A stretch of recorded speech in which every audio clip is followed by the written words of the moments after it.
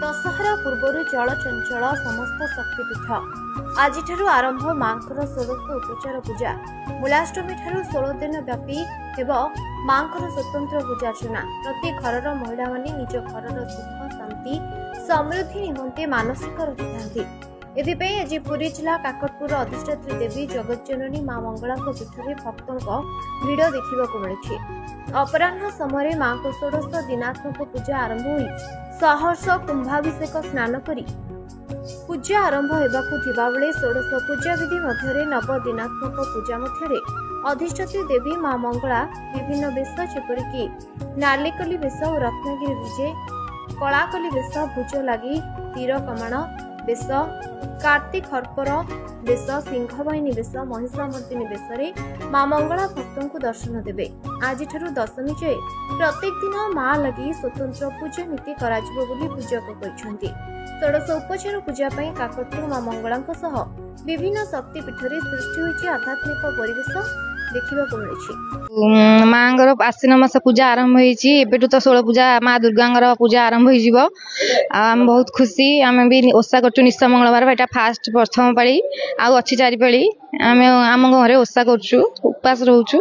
माँ हूँ आम प्रख्यात ठाकुराणी माँ आम बहुत इष्ट देवता आ संसार ही माँ द्वारा ही चालित होउछि आशीर्वाद नथले आम आज ता पाखे ठिया हो पार न केवल ता जोगु ही आम आज ता पाद तले आसिक ठिया होइछु। जय मां मंगला देखंतु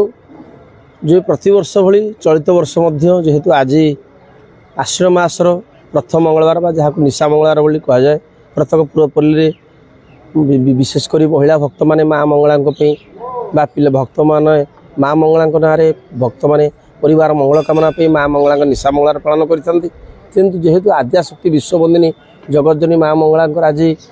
प्रथम मंगलवार और दीर्घ वर्ष पर आज प्रथम कर पुणी मंगलवार आश्विन मासर प्रथम मंगलवार माँ को प्रथम पूजा आरंभ हो मूलाष्टमी ठारू महाष्टमी पर्यंत महासमारोह माँ को ये 16 दिनात्मक पूजा नीति समापन हम किंतु विशेषकर जेहेतु वर्ष सारा माँ को पंचोपचार पूजा करा जाए ये 16 दिन पर माँ को 16 पूजा पूजा करा जाए एवं ये 2 जन पूजा पंडा रुहंती एवं माँ को विभिन्न प्रकार रीतिनीति हुए एवं जेहेतु आज मंगलवार माँ को प्रथमे दिन 2:30 जो समय निर्घंट करा जाए मंदिर प्रशासन तरफ दिन 2:30 माँ को स्नान माजड़ा नीति हम दुर्गा माँ शयन कर उठा मंगला माँ सहित दुर्गा माँ को स्नान माजड़ा करा स्नान माजड़ा सरला माँ को पूजा नीति आरंभ हम प्रथमे सूर्य पूजा तापरे सिंह पूजा तापर द्वारपाल पूजा और बल्लभ नीति आरंभ हम बल्लभ नीति पर सकाल धूप तत्मध्य दीपर धूप और भण धूप पहुड़ पड़ी रात पुणी माँ माजणा हे आपड़ देखिए जे जो 16 दिन जो त्रिमयी नायक मो घर कटक राजा बगीचा मो प्रतिवर्ष 16 पूजा आश्विन मासरे आसे ठाकुर माँ पूजा सारिकिना प्रतिवर्ष जाऊ घर को आज माँ एत सुंदर लगुच पूजा सारिकिना जीवर परिवार मंगल कामना करिकिना आमे बहुत विश्वास अतुट विश्वास जहाँ को कल्पना कर माने इतने विश्वास। सनातन नायक कटक राजा बगीचा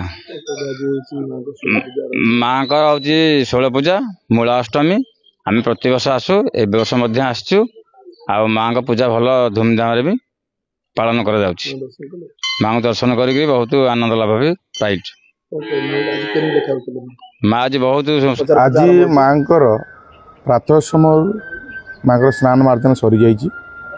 एवं मध्याह्न समय माँ अष्टमी तिथि आरंभ होउछि जहाँ